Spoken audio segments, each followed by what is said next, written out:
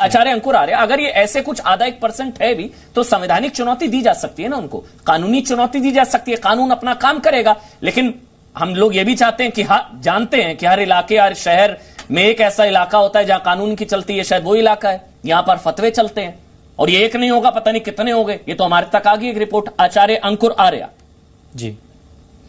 अमन भाई, सबसे पहले आपका बहुत बहुत धन्यवाद। और आपने जो पूछा है, संगीत रागी जी जो बात कह रहे हैं वो 100% सही है और उसका कारण है उम्मत को आपको समझना होगा कि आप धरती के किसी भी कोने में क्यों ना रहते हो, लेकिन आपके साथ में कॉन्सेप्ट हमेशा साथ रहता है, वो होता है उम्मत का। कि आप कहीं भी हो, आप मुसलमान हैं, आप चाहे किसी भी स्थिति में हो, आपको अपनी जो हदीस है, जो कुरान है और जो आपका शरिया है, उसको हमेशा फॉलो करना है। तादाद में आप कम होंगे तो आप आराम से बैठे रहेंगे, वहां पे आप राम राम जी भी करेंगे। तादाद बढ़ती चली जाएगी तो वैसे वैसे इनकी स्थितियां बदलती चली जाएंगी। मैं बात कर रहा हूं जो एकदम कट्टरवादी, जो इस्लामिक विचारधारा को लेकर के, और अपने जो कैंटोनमेंट इन्होंने जगह जगह बनाए हुए हैं जहां पे ये अपने बच्चों को ट्रेंड करते हैं। कहा जाता है शैक्षणिक संस्थाएं हैं, लेकिन मैं उनको इनके कैंटोनमेंट कहता हूं, जहां पे इनके ट्रेनिंग प्रोग्राम चलते हैं वहां बच्चों में ये बात कूट कूट कर भरी जाती है। और आप हमेशा देखना कि जो भी मॉडरेट मुस्लिम्स होंगे, अमन भाई, जो भी होंगे वो एक आयत आपके साथ में रखेंगे 5:32, वो कहेंगे कि एक इंसान की हत्या बराबर सारी इंसानियत की हत्या। लेकिन वो कभी भी आपको 5:31 और 5:33 नहीं सुनाएंगे। वो कभी नहीं आपको बताएंगे कि कहां पर लिखा हुआ है कि जो इस्लाम के खिलाफ जाएगा उसको सूली टांग दिया जाए, उसके विपरीत दिशाओं में हाथ पैर काट दिए जाए, तो उसको देश निकाला दे दिया जाए। ये सारी चीजें हैं जिनको बहुत रूडली पढ़ाया जाता है वहां पे। इसलिए मैं संगीत जी की बात का मैं समर्थन करता हूं।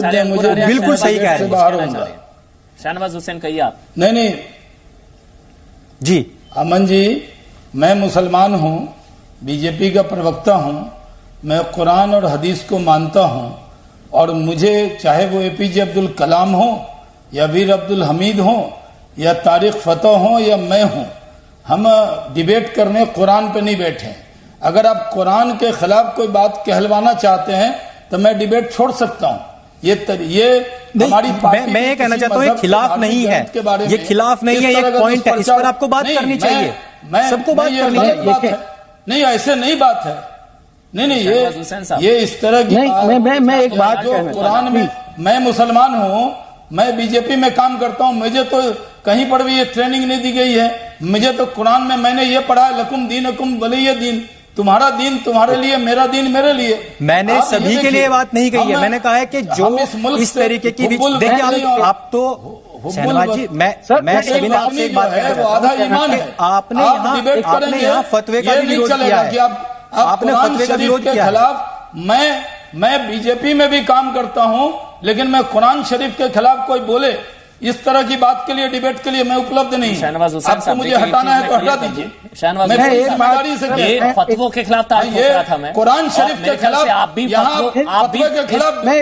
के खिलाफ बोलना है या कुरान शरीफ पर डिबेट कर रहे हैं? आचार्य अंकुर आ रहा हूं मैं आपके पास। शाहनवाज हुसैन साहब, कुरान शरीफ ये फतवा गैंग के खिलाफ तो आप भी है ना, कर रहे हैं। ये फतवा गैंग के खिलाफ तो आप भी है ना, तो मैं तो फतवा गैंग के खिलाफ ठोक रहा हूं। मैंने ओपनिंग रिमार्क में कहा है एग्जैक्टली, कुछ मुसलमान हैं, आप ये समझिए, भारत रत्न एपीजे अब्दुल कलाम भी, मौलाना अबुल कलाम आजाद भी कुरान के मानने वाले हैं, तारिक फतेह भी कुरान से अलग नहीं है। तो इनका ये मुर्शिदाबाद वालों का कौन सा इस्लाम है?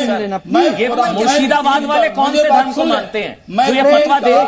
मैं कुरान सुन लीजिए, ये फतवा वाले कौन सा धर्म मानते हैं सर? मैं ये मानता हूं कि मेरा जी, ये फतवा वाले, मुर्शिदाबाद वाले जो फतवा जारी करते हैं, ये भी तो इस्लाम का नाम लेकर ही फतवा जारी करते हैं। गलत इस्लाम की गलत व्याख्या कर रहे हैं, इसके लिए इस्तेमाल करते हैं इस्लाम। वो जो फतवा वाले लोग हैं, वो इस्लाम की गलत व्याख्या कर रहे हैं, वो इस्लाम के नाम पे कलंक हैं, जो इस तरह का फतवा दे रहे हैं और जो बचाते हैं वो जो मौलवी हैं, जो मौलाना हैं, उनके खिलाफ ये मुल्क संविधान से चलेगा।